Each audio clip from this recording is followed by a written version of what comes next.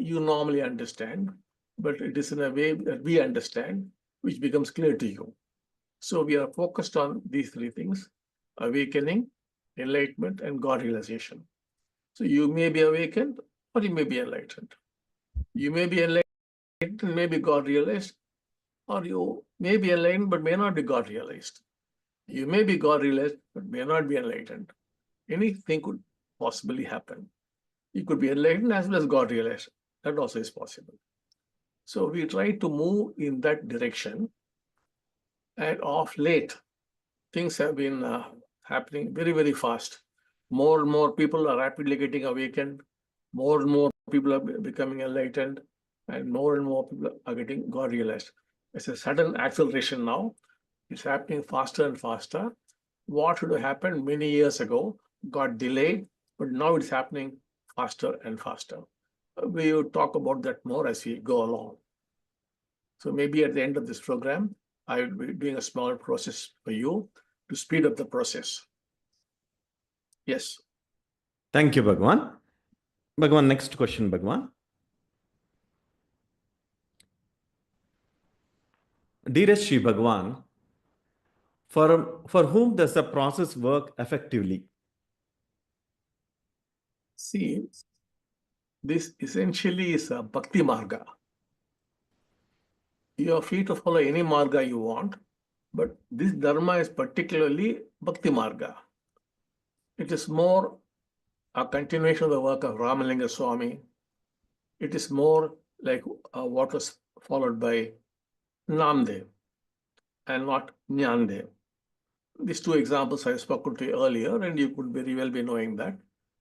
The story is Namdev and Jnandev went on a pilgrimage, and at some point they felt very thirsty. And it is believed that they came near a well which had water deep underneath. And it is said that that well is still existing in Bikaner. So they both went there, and Namdev said, I will now become a bird and fly down the well, drink water there, and bring some water from there for you also. That was Namdev. The one was following Jnandev, one was following the path of jnana, self-effort, and all that kind of stuff. And Namdev said, no, I do not want that. I'll just pray to my God, and water would come straight from the well into my mouth. And for you also. So now, ours is the path of Namdev. It does not involve your effort or anything like that. It is simply grace. And when would grace come? I told you earlier, you need a wire to connect. And that is the bond. Some kind of bond, friend, father, mother, brother, sister, whatever you want, any kind, some kind of bond. As a human, you will have some kind of bond. So if you have that bond, then the grace could flow through. There's no judging you at all, but there must be a bond to connect. So if you have a bond, then these things happen very, very fast. There are people who are in amazing states, but they are people who have a very great bond, who have been for 10 years, 20 years in a very extraordinary state. Their hymn is also taken care of, their parama also is taken care of, and they help a lot of people. And they have been there in that state for not 1 year or 2 years, but for 1 decade, 2 decades. There are people like that. We are not publicizing all that because it would lead to certain other problems. We are waiting for more people to emerge. And now we find more and more people are beginning to emerge quite fast. Once we have sufficient numbers whereby there would not be any problems, then we might publicize things. Otherwise, always some problems crop up. People who are there, they don't keep quiet. For example, one such person who's in a very good state, who's been for a number of years, will simply be sitting, and people said, no, he is into debt now, therefore he's acting like this. He's pretending to be in a great state, which wasn't true at all. Of course, he was not attending to his business, and there are some problems. Later on, he began to go and sit there, and business automatically grew, and all the debts were cleared. So people just don't keep quiet. They keep creating all kinds of stories. So that's why we are a little careful. But there are these people who are in those wonderful states, amazing states, which you could have read in the scriptures possibly. You don't imagine that people actually live on the planet right now, but they are. But these are people with a strong bond. So where the bond seems to be growing nowadays, with the growth in the bond, things are happening very, very fast. It's picking up momentum. Why it did not happen earlier was the bond was very weak. Now it looks like after many years, some kind of bond has got built up and things are moving fast. Thank you, Shri Bhagavan. Bhagavan, next question, Bhagavan. Padapranams, dear Shri Bhagavan. How does a strong bond with Shamma Bhagavan contribute in our journey for enlightenment?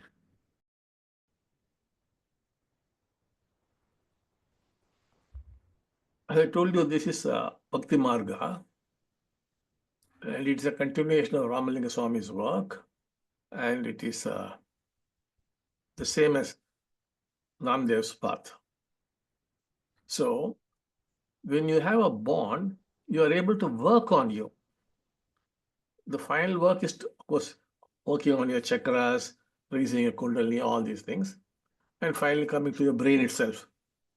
Of course, other organs also are involved, but we cannot be talking about all that kind of stuff. So you can keep it simple. We are also working on your brain. And that is how we produce those states. And so we have to actually work on that. Of course, if there are a million people, no problem, because we become million Amma Bhagavans. So we can be anywhere on the planet. Like just now what you saw, that was a terrorist attack in Moscow. So last week you saw how we are helping in the US to the help of a bear. So it does not matter where you are, what you are, nothing matters to us. We operate globally. So you could be in some village in some remote part of Africa, no problem. You could be in a modern city like Mumbai, no problem. Or New York or Moscow or Beijing, no problem. So, but we can work anywhere, anytime, with anyone. But what is required is a bond. In that case, that man whom you saw, the Russian, he has a very good bond. So if you have a bond, it's easy to work. It's easy to correct whether you're hiding somewhere because of the terrorist attack. It is no problem. We can guide you, go this way, go that way, do that, do this. It doesn't matter where you are, where we are, doesn't matter at all. The thing is, there must be a bond, some kind of a bond. But most people do not have a bond.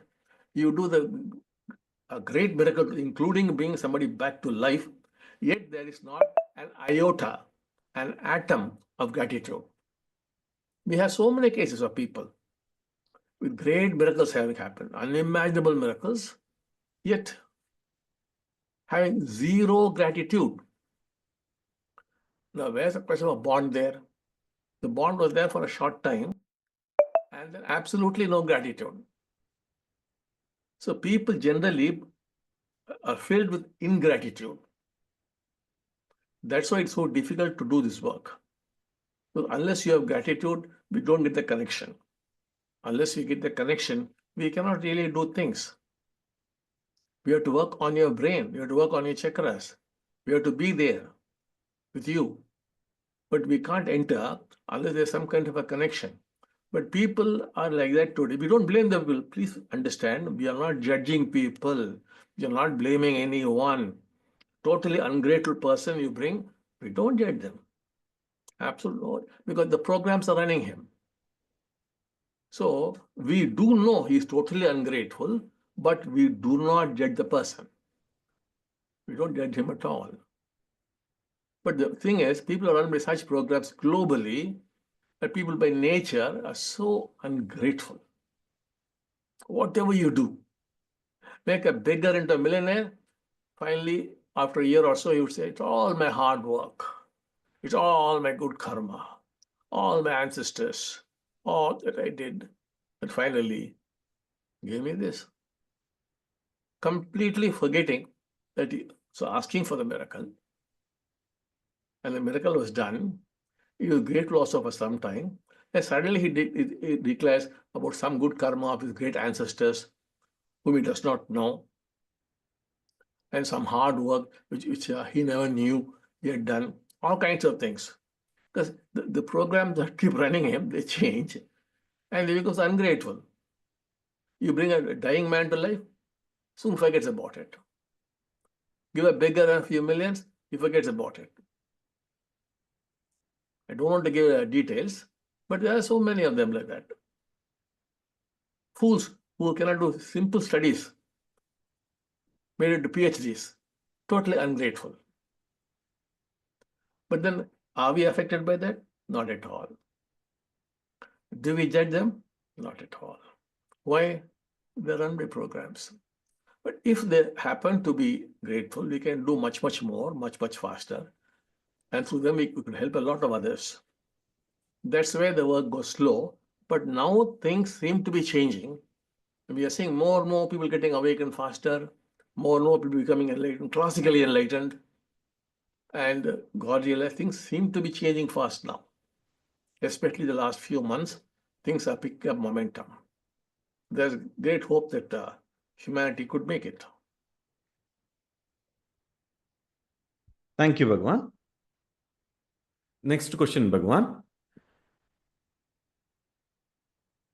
When Padapram's dear Shri Bhagavan, when God's grace is unconditional, then why does one's bond affect the grace that one receives in one's life? I was telling you just now that there's no judgment at all. You can be the worst person on the planet. We won't judge you. There's the same love as a great saint. For information, people who are murderers, crooks, cheats, once they're out of jail, they've come and met me. There's no judgment at all. Because they are run by their programs. There's no other way they could behave. The thing is, what we need is a bond we need. There are some people who you might say are very bad people, but somehow they have a bond. The bond is there, we could connect. The connection is important. The connection between the part and the whole. See, you are like a cell in the body. The cell is a part of the body. But the cell is also the whole. You are actually part and whole, part whole. Because when you become one with Paranjyoti, you become the whole. Right now, you're a part whole. The whole because you have the genome, the DNA is there, no? The cell. And that contains the whole, the picture of the whole thing is there. The whole body is there in the DNA. You are also the whole. The genome is there. So part whole. So between the part and the whole, we are there, right with you in every cell. So we can help you because we are the whole. But still there needs to be some kind of a connection. Some people, though you might call them bad people, this or that, whatever you want, they somehow have the connection. And there are some people who are good people, whom you would call good, nice people, they don't have a connection. So that connection is what we call bond. Some kind of bond. What bond, it's up to you. Some kind of bond where we could connect. So we could pass on that energy. What do we pass on? We pass on energy, it's a certain kind of energy, which is passed on to you, and then things begin to happen to you. Whether it's a question of giving you money or health or relationship or a great state, making you awakened or enlightened or whatever it is, everything could be done by different forms of energy, which we could give. But we need that connection. Thank you, Bhagavan. Next question, Bhagavan. Padapram's dear Shri Bhagavan, if my thoughts are not my thoughts, my mind is not my mind, then why is the karma mine? Because mind is equal to karma. No, see, karma is there, but you must understand karma is not my karma or your karma. It is karma, that's all. See, a particular country will have a particular kind of karma. If you go and live there, that karma will affect you. A particular village or town may have a particular kind of karma. If you go and live there, and you will be affected by that karma. First time you're walking into the village, into the town, and that karma will affect you. Karma is karma, that's all. There's no question of I, me, I, you, and all this kind of thing. It doesn't exist at all. Now, when some people meet me personally, they would tell me about their problems. I have on many occasions asked them, "Are you from this place?" They would say yes. Because I would know that that particular place has that kind of karma. So once I see that, and they also agree, I would say, now move out from the place. And they move out from the place, and the problem disappears. The karma no more affects them, because that is a particular karma of that particular place.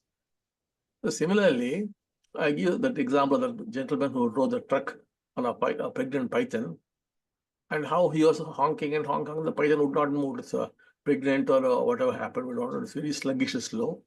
So for some kilometers, the vehicles had parked and they were doing a lot of noise, and they came to beat him up. So he had no other go, but he prayed to God and said, "Okay, I have no other go. Innocent man, what can he do?" So everybody's putting pressure on him. So he drove the truck over the python got killed. And thereafter, 3 children who were given birth to by his wife all had a python-like skin. But that is karma. But poor man is innocent. Even those pilots who bombed Hiroshima and Nagasaki, when they went back, their families reacted differently to the 2 pilots. One pilot was accused and cursed, while the other he was celebrated. So his life was different. This man's life was different. So karma is karma, that's all. It's not my karma, you happen to be there, that's all. That man happened to be in that particular plane which bombed, and his family was different. The other particular, he also dropped the bomb, but his family was different, and his life was different. So it depends on so many factors. There's no question of my karma or your karma. Some karmas are in the family, that's all. You happen to be born in the family, you'll get the karma. I know certain families where systematically at a certain age they go mad and they die. Happening for a few generations. So very good people, but they happen to be born in that family, done tremendous favor to humanity, all that they have done. But then they go mad and they die. Just that kind of karma is running in that family. And that the kind of mind that you experience, mind basically programs, is because of the karma. And the programs again in turn create karma. They mutually reinforce each other. Thank you, Shiv Bhagwan. But Next for question. sorted out, if you have a very good bond, you could be easily helped. That is why today's process would be to help you build up a strong bond with the great compassionate light, Paranjyoti. That is the process for today. Thank you, Bhagwan. Next question, Bhagwan. Padapranams, dear Shri Bhagwan. Would people continue to get enlightened in future even when Shri Amma Bhagwan are not on this planet? Whether we are on this planet or not is of no consequence. We are on the planet for doing certain things. But where are you operating from? Not from the planet. We are operating as a Paranjyoti Kalki Bhagavati and Paranjyoti Kalki Bhagavan. We are not on the planet. If you're sitting only on the planet, then we can't do all these miracles. We are in another dimension. Where we are operating, we will continue to operate from there. Certain things which we are doing while on the planet, others will continue to do that. But otherwise, we are not required here for doing the miracles or for giving awakening or enlightenment, all that. We will be doing from the other dimension, as we are doing now. Thank you. Thank you, Bhagwan. Next question, Bhagwan. Padapranams, Shri Bhagwan. These days, we find one group of people approaching our devotees and common people and offering money for flower bathing for girls, offering 225 items of utensils and household items for marriage, education subsidies, business loans, house construction assistance, etc. by adopting and conversion of Hindu families, and also targeting our devotees. They are approaching all under the banner of Kalki Foundation. Is there any link between our Kalki movement and Kalki Foundation? Please clarify and open the eyes of our devotees. Thank you, Shri Bhagwan. We are hearing that for the first time. We have no such foundation at all, nor do we have such programs. We don't know who they are, what they are, where they are functioning. We have no idea at all. It's up to you to find out and take necessary steps. We have nothing to do with them. We have no idea at all. If they are approaching some devotees or some devotees believe in them, well, we can only tell we have nothing to do with them. Who they are, we do not know. Whom they are converting, we have no idea. Probably everybody has a right to convert people to some other faith. They will do that. Everybody has the freedom in this country to do whatever they want, whatever they like. Thank you, Bhagwan. Next question, Bhagwan. Father Pranam's dear Sri Bhagwan, the ultimate purpose of one's life is to become one with Paranjyoti, becoming small God. Once that happens, is that the end to the journey or still it continues?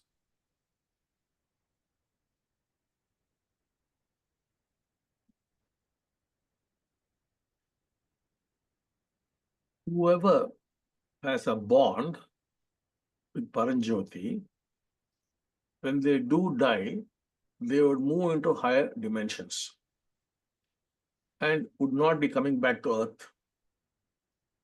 That is called moksha. These classes are called Mukti Moksha. Mukti is to give you awakening or enlightenment or even God realization. Moksha is to see that you do not come back, that you move from a higher loka to higher loka to higher loka, but do not come back to lower lokas. Once you go to loka number 13, you won't come back to loka number 12. You go to loka number 14. That's called moksha. But suppose you become a mukta while being in Bhuloka, and then you pass away, then you become one with Paranjyoti. That is, you have become a small god. But the journey continues till you become Paranjyoti. Because there's nothing to go beyond Paranjyoti. So a lot of our devotees who have crossed over have become part of Paranjyoti and are functioning as small gods. So the journey goes on. Even if you become part, slowly you become Paranjyoti itself. But for some time, you will be part of Paranjyoti. Now, if you want to go to Paranjyoti, then of course you have to become a mukta while being here. If you do not become mukta, you will go to higher planes. And a number of higher planes are there. But you won't go to Paranjyoti. Of course, you will see, you will talk, all that will be there. But you will not be part of Paranjyoti if you are not a mukta while still here. So many of them are here who are now already muktas here. These people would go into Paranjyoti. Generally, when you go first there, if you are not worship any god, you're likely to see some ancestor of yours who has gone into Paranjyoti. He would actually come out of Paranjyoti. You would see and talk, and you would remember that he was your ancestor. And then, of course, you would have a talk with Paranjyoti, and then you would be taken to some other higher loka. Now, suppose you're a great bhakta of some god, your god will appear and talk to you. Then, of course, a meeting with a great compassionate light or Paranjyoti. Then you move on to higher loka. But suppose you have become a mukta while in Bhuloka, then of course you see Paranjyoti, talk to Paranjyoti, and to enter Paranjyoti. Now let's first focus on you becoming a mukta. These things could follow later. Thank you, Shri Bhagwan. Next question, Bhagwan. Dear Shri Bhagwan, who makes faster spiritual progress? A bhakta, a person who sees his inner truth, or a person who has spiritual satkarma? Nobody can match a bhakta. A bhakta will simply race through. But it must come to you also, no? Some people, whatever you do, there's no bhakti. As I told you, you give them life, no gratitude, no bhakti. You give them wealth, no gratitude, no bhakti. do impossible things for them. No gratitude, no bhakti. So that also needs a certain kind of background as to what past lives. When they use the word past lives, it is not your past life. There's no you there. How can your past life be there? Past lives. Depends on what past lives are flowing through you. Depending on that, you would have bhakti. Bhakti is not simply so easy to have. Thank you, Bhagavan. Next question, Bhagavan. Dear Shri Bhagavan, if everything is an illusion, then what is real? First, you must be clear. Everything is an illusion. Everything is Maya. What is real? I, just I, or what you call the big self. That alone is real. I alone is there. It is unborn, it's undying. There never was a time when it was not there. There never will be a time when it would not be there. It is, am. For example, when Moses, he meets God, he says, I must go and tell the people, they'll ask me whom I have met and what's your name. And what does he say in Hebrew language? He says, Yahweh. And what does it mean? It means, I am what I am. Am, the correct word is I am, or you can say I am, or if you want to use a Sanskrit word, you can say asmi. If you want to use a Greek word, you can say esmi. I am, that's all. That I is there. That I is all that is there. That is the only reality. Anything other than that is Maya. Maya, of course, means suffering also. Only when you see things as Maya, then you're free of suffering. Otherwise, there's suffering. Maya is suffering. Whereas this I, that is the embodiment of love, not this love, this the essence of the universe, which is different, which is causeless, unconditional, that love, that peace, that joy, that is the I, which of course we say Satchitananda and all that kind of thing. Everything else is Maya, deception, which is nothing but suffering. Thank you, Bhagavan. Next question, Bhagavan. Dear Shri Bhagavan, in the context of emerging golden age, where quantum computing and artificial intelligence are poised to play a pivotal role, could you please enlighten us on the role of the divine or God in this new paradigm?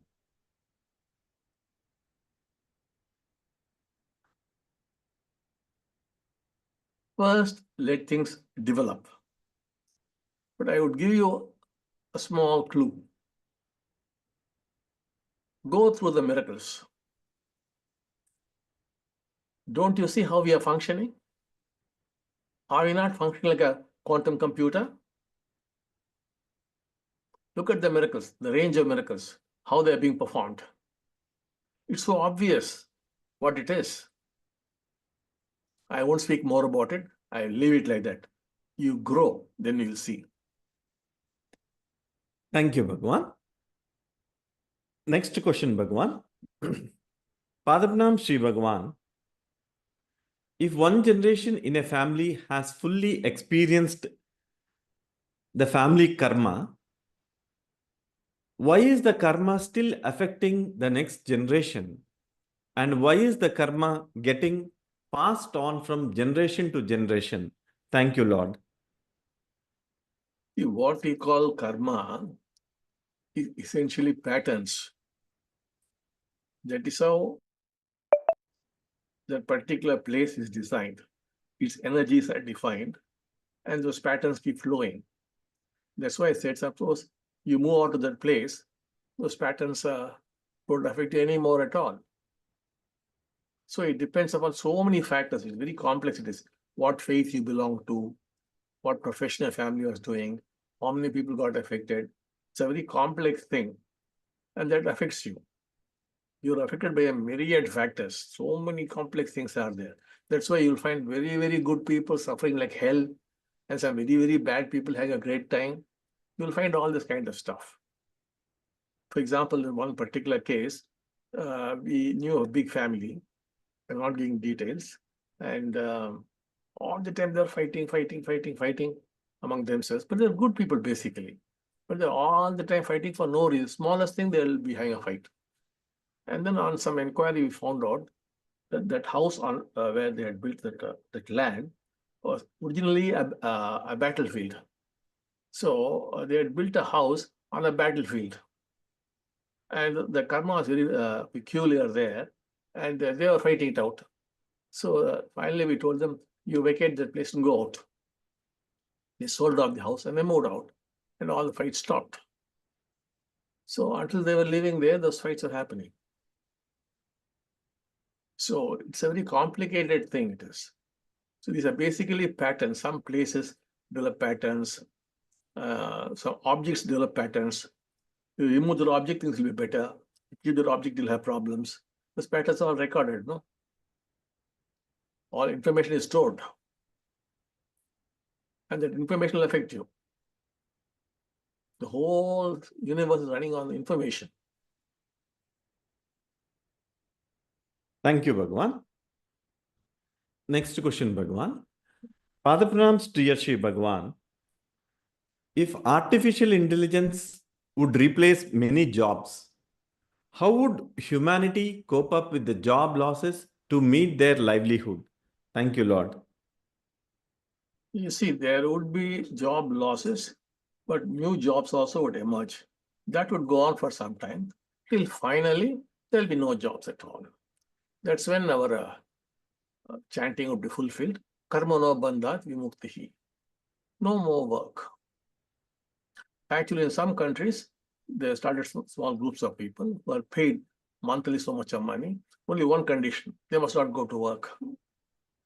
So they're trying to see how people can manage their lives without work.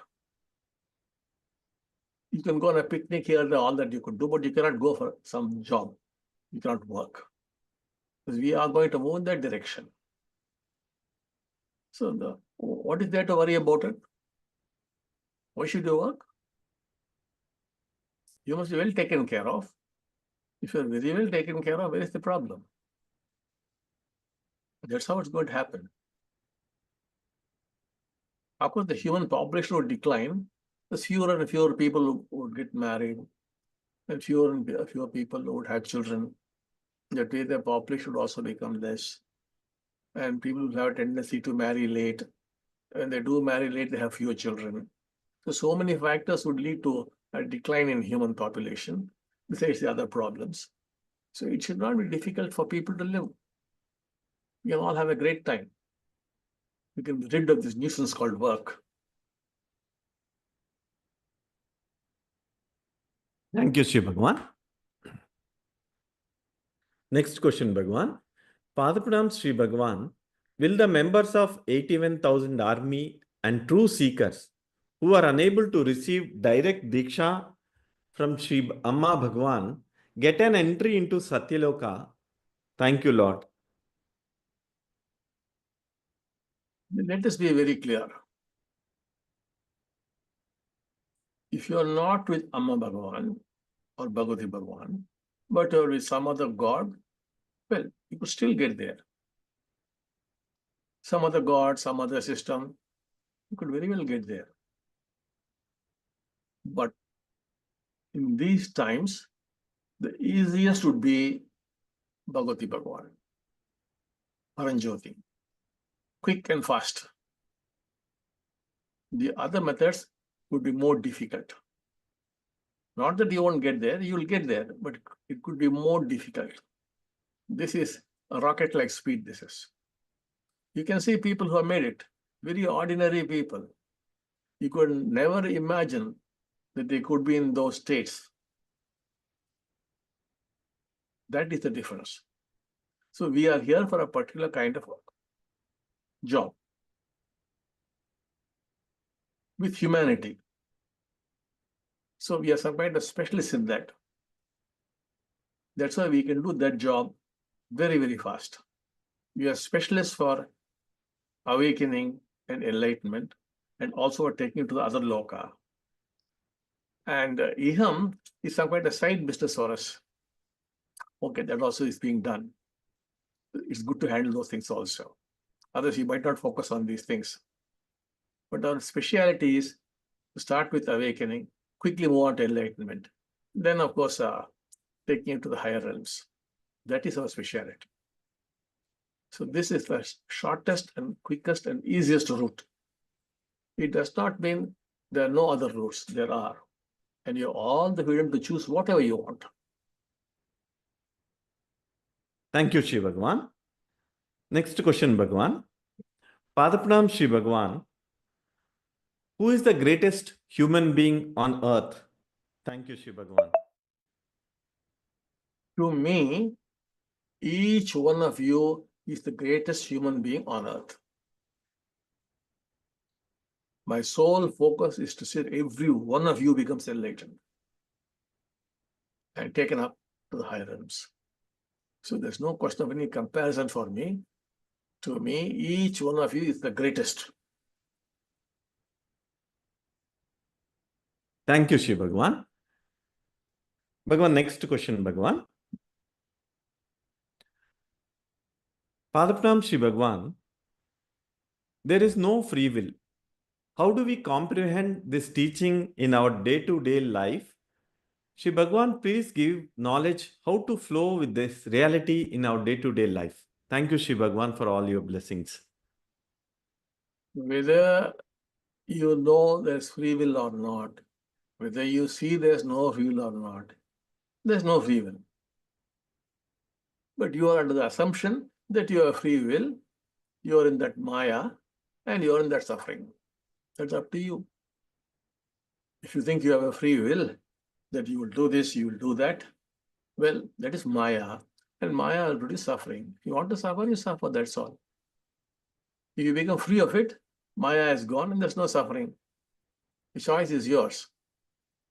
But it will become a habit with you. Therefore, you think that there is a free will. But the best news for you is around the globe now, around the planet. We had initially, it was a very, very tough time. Especially with the non-Indians, was quite tough. The Indians is somewhat better. But with the non-Indians, it was very, very tough. Because their culture is different. The whole culture which is based on science and other things, is based on free will. If you shake that, how would they feel? Their religions are based on free will. And the entire culture, their thinking, their science, their technology, everything is based on free will. Free will is not there at all. But you think there's free will. But now the best news is thousands now are able to clearly see all over the globe that there's no free will. It has not just stopped there. They have become enlightened. Leave alone awakened. They're enlightened around the globe. Now they are laughing and laughing now. Nothing has changed. Only the perception has changed.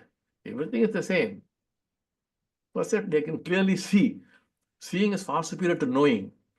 For seeing, you need a bond. Those who are born, they're able to see there's no free will and there's such joy. Everything is the same otherwise. So in India also, lots of people are able to clearly see. Knowing is one thing, knowing is superficial. But that also helps. But seeing has an impact on you. There are people growing and growing in numbers in India. They're rapidly becoming awakened, and some have become enlightened too. We Thank you, are teaching for some time because we are waiting for people to become more ready for that. Finally, we said, yes, we have to now start now. We can't keep quiet for too long. And we have had very good feedback. There's some problems here and there, but we are handling them. And things are rapidly progressing. People are moving quite fast, especially in Western countries, are moving quite fast, though they had in terrible times. But it is shaking their very thinking, Their very foundations are being shaken. But now they're happy now. Yes. Thank you, Shri Bhagavan. Next question, Bhagwan. Padapranams, dear Shri Bhagwan. What is the significance of Mahakumbh? Any effect on human consciousness? See, our whole work is based on our working on the collective human unconscious. Now, you have the conscious mind, you know very well about that. You have the subconscious, that also, you know, which is a little deeper and which is a little more powerful than the conscious mind. Maybe a few thousand times more powerful than the conscious mind, the subconscious. Now, below that is the collective human unconscious, which is, under certain rough calculations, is about 2 million times more powerful than your conscious mind. Now, how do we know it is the first man to have an idea about that in scientific terms is Carl Jung, the famous psychologist, you know. So he was probing different kinds of patients who were able to come up with things which did not belong to their conscious mind. They never heard about it, they never read about it, nothing like that. But they would come up with these things in the process. He used to treat the patients. They used to come up with the ancient symbols, ancient teachings from different cultures, everything. And it became very clear that all this past was there. So if you bore through, you go to that past, which is the past of humanity. It does not matter to which culture you belong, to which faith you, nothing matters. You go back to that human culture, what your ancestors have gone through. All that is there, it is still working on you, and it is far more powerful than your conscious mind. So that is where you have to separate the programs. The conscious mind, the psychologist will be handling. That's why you can only scratch the surface. A little bit he'll be able to go to the subconscious. Beyond that, he can't do much. But this is the collective human unconscious. That's where the real control is there, real power is there. Your behavior is controlled from there. Actually, sometimes you will know, oh, I should not do this, but you will do it. You would know, I should not drink, but you will drink. If the roots are only in the subconscious, it can be handled quite easily. But if it's deep in the unconscious, you can't handle it so easily. Similarly, a lot of your problems, the human problems, they come from there. Of course, the other word is karma. It's coming from there. Where repeatedly you do business and then you fail. That's coming from there. I knew of a man many years ago, many years ago, was an engineer, well off. What karma he had, he bought a rickshaw. Those days they used to have rickshaws, you know, and there he suffered some loss. But it had a strange pattern, very strange. It's not in the family at all, anywhere, but strange pattern. He said, now I must not stop here. So he went to a cycle rickshaw, from a hand pulled rickshaw to cycle rickshaw. There again he failed. From there, he went to a taxi. He'll always go up and up and up. And finally, what happened? There also he failed. And then all his relatives, nice family, all gathered together to look as if we don't belong to that kind of family. We don't have this business things in us, this kind of business. So you should not do it. They all told him. He would not listen. He jumped onto a lorry. Then all relatives told, no, we are letting go of you. You're incorrigible. So we want to keep our distance from you. They all left him. He went to a lorry and quickly became a pauper. He did a very good job, engineer. And what happened after he became pauper? Something happened, lost his job also. His wife left him, taking away the children with him. Relatives left him. And finally, he had to move to a hut near Chennai. From a nice house, he had to move to a hut. And after moving to a hut, he became quite well qualified, good job, good family, everything. This was a program which brought him down till finally he was left with no money, no job, in a hut. So these programs come from the unconscious. Similarly, some funny things happen in the unconscious and zoom, you go up. Similarly, you will have some strange kind of ailment which you have to handle there. Only then that sickness will go. Otherwise, you cannot. That's why you'll find sometimes some patients come to us and then we do something and they get cured. So that is the human unconscious. Now, what is your question? Significance of Mahakumbh and effect on human Yes. consciousness. So now, I will not go into the background of the history of the Mahakumbh, but I just go into the effects of the Mahakumbh.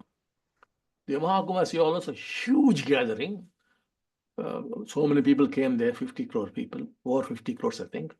So they all came there. They had their own faith and they came there. Now, whenever the numbers of people who gather become bigger and bigger, it affects the collective human unconscious. Collective human unconscious, mankind's conscious, that affects. If in some place you have a gathering, it will affect. And the more, very powerful. Now, probably there's no such gathering on planet Earth, like what happened in Kumbh Mela, the Mahakumbh, which happens in about 144 years. Now, that would have left such an impact on the collective human consciousness, especially in these times. Every time it happens, it'll have a different kind of effect. So in these times, such a gathering, what would be its effect on the collective? Because collective human unconscious controls not only your fate, the fate of nations, the fate of the world, everything it controls. So powerful it is. It is only next to your God. So powerful. What is going to happen is India is going to become a Vishwaguru for the whole world. That would be the effect. And that would happen through the revival of Sanatana Dharma. Sanatana Dharma would be getting revived in a big way. And lots of people would be jumping into reviving the ancient past of India. The ancient past was a time when India was the Vishwaguru. There's enough evidence for that. It was the Vishwaguru for the whole world. Long time ago. All that is going to be rediscovered. And as it is being rediscovered, our ancient past, you will find Sanatana Dharma is going to revive itself. And with Sanatana Dharma reviving itself, India would emerge as a Vishwaguru. And all this would, in fact, be helped by the quantum computer and the AI also. Because you would need the help to rediscover these things. And that would be, this Kumbh Mela would be the cause for that.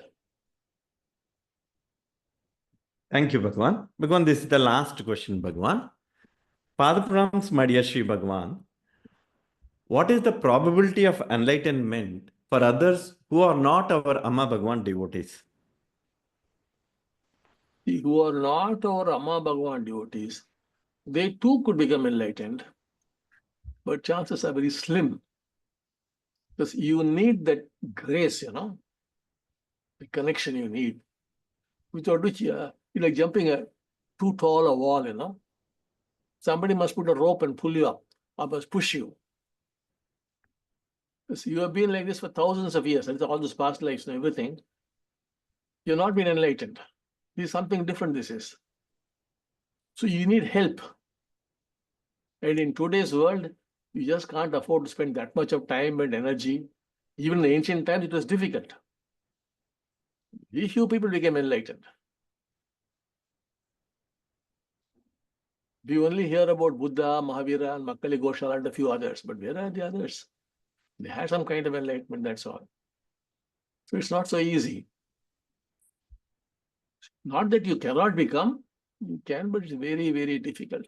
But through the help of our devotees, you could become. That's why this 81 process is of such importance. What are we preparing you for? We are preparing you so that you could help others become enlightened.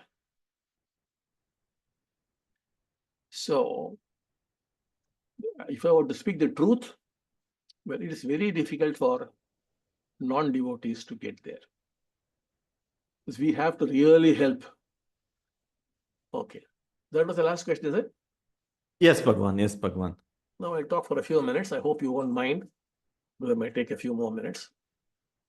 So today I will put you now to a small, short process which would help you build up your bond towards I would use the words Kalki Bhagavati, Paranjoti Kalki Bhagavati, and Paranjoti Kalki Bhagavan.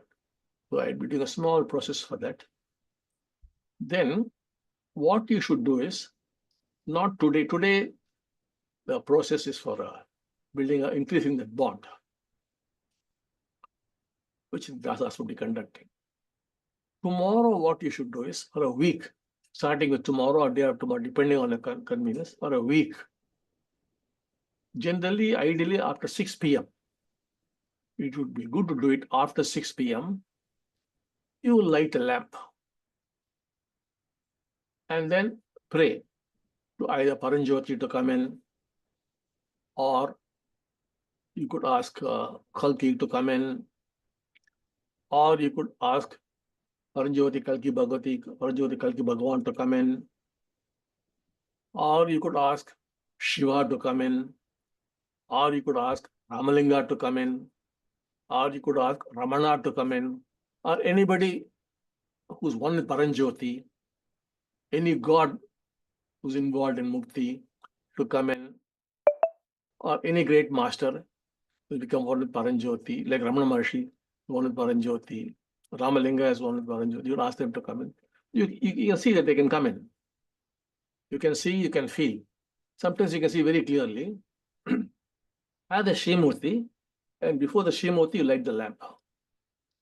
And then you ask them to come in. And then ask them to help you see that there's no free will. Not knowing. Knowing, you must be able to do it on your own. Actually see it functioning. Actually see there's no free will. Programs are controlling. Ask them to help you with that. They will help you with it. Now, as this happens, you would find that you would stop judging yourself. The whole process you can do for 7 days. You would stop judging yourself. The moment you stop judging yourself, you would stop judging others. That would completely stop. And the moment you stop judging others, you would accept them, be it your wife. First, you must start with yourself. Everything must start with yourself. You stop judging yourself, then apply it to your wife, your husband, your children, your family, close relatives, apply there, where you would stop judging them. Once you stop, of course, then your relatives, then your friends, then the outsiders. Always you must start with yourself, your family, then relatives, then friends, then outsiders. You would stop judging them. And once you stop judging them, all this will happen quite fast. You would be able to accept them as they are. No matter what, they could be a crook, a murderer, a cheat, bandit, whatever, they could have cheated you, anything. Nothing would matter. You would simply accept them as they are. Once you accept them as they are, you would discover this love, which I'm all the time talking about. Every time I keep saying love you, no? You would discover that. You experience that love. Because you accept them totally as they are. That love comes in. Once you get to that love, you would be doing what you're doing. Let's say you're brushing your teeth in the morning. You'll be brushing, that's all, nothing else.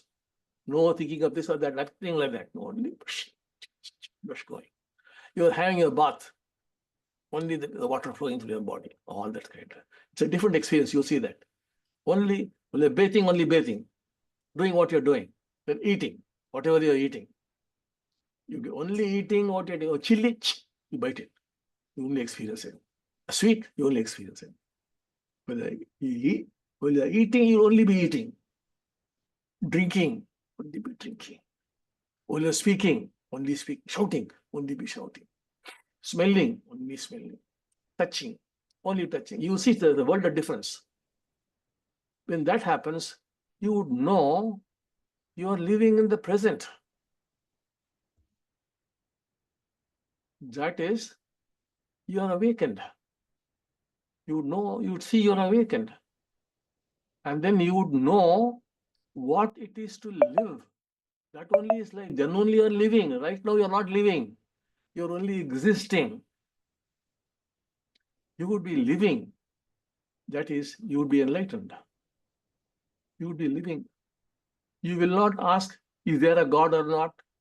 If there's a God, who created God? What is the purpose of life? What's the meaning of this universe? How did the universe begin? All these questions disappear. Not that you discover answers for these questions. These questions have no answers. They are the games being played by the mind because you're not living. A living person will never ask these questions. The questions disappear. Not that you have found answers, not that you're waiting for answers. No. Those questions are that of a madman. Those answers are that of a madman. You're free of that madness. You start living. By eating a chili, you're living. There was a man in India called Chili Baba. He's only eating chilies. You could become a Chili Baba. You are living, whatever you're doing. Working in an office, you're only working. It is different. You're enlightened. You're living. That's what all in 7 days it can happen. It can happen even one day also. And of course, after 7th day or so, you could again, you must always have the small padakas there. And you must say, am I awakened? You can ask. If the padakas move in front, then you're awakened. They move backwards, no, you're not. Then you can say, am I enlightened? You would ask. Because if you have some doubts, you will get the ultimate clarity. You can also ask, am I God realized? You could ask. You may say yes or no, we don't know. You can test out for yourself. Now, 7 days, nothing happens. Then ideally, you could do it once every week, especially on the day on which you are born. Suppose you're born on a Monday, do it on a Monday. On a Wednesday, do it on a Wednesday. On a Saturday, do it on a Saturday. Keep doing it till you all become minimum awakened. Easily you'll become enlightened. People are making it very, very fast. You've done enough preparation for you all. Those who have been serious, those who have some kind of a bond, those who have been attending the M&M class for quite some time, it should be very, very easy for you. And not only that, thereafter, whatever you do, smiling at somebody, touching somebody, shouting at somebody, anything you do, you would be affecting others. You would be affecting their lives. You will be pushing them towards this. Step by step, slowly, they would also be growing. Yeah, that's how you're going to transform the world. Of course, in 81,000 fully make it in one blow, we might push humanity. But there's some time, it will take some time. In the meanwhile, you could be pushing more and more people. They would all become different. There are people are getting transformed. Let's say somebody in the office is different, it is affecting us. So many cases we got from all over the world. So this you could start from tomorrow. So today the process would be to increase the bond, because the bond is the key. The more the bond, very, very fast. Amazing speed. We have seen this happen to people in a single day. We did this process to see how it works before we can give it out to some 200 people, little over 200 possibly, and who had all experienced some miracle in their life, or personally experienced a miracle in their life, and who are very grateful, and who had a very good bond.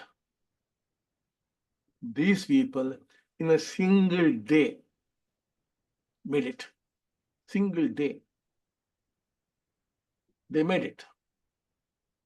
That was when we decided, let us give it to others. These are selected people on this criteria, and they made it. Many of you also had miracles in your lives. Many of you also are grateful. Many of you also have a bond. So why should you not make it? So that is what you should try from tomorrow. Today, of course, you'll have this process of increasing the bond. The more the bond, very, very easy.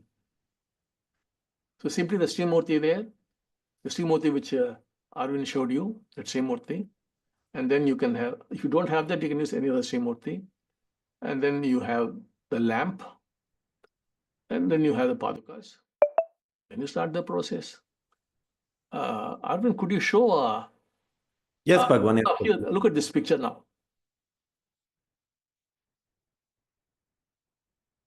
It's a small video, Bhagavan. I'll play, Bhagavan. Play.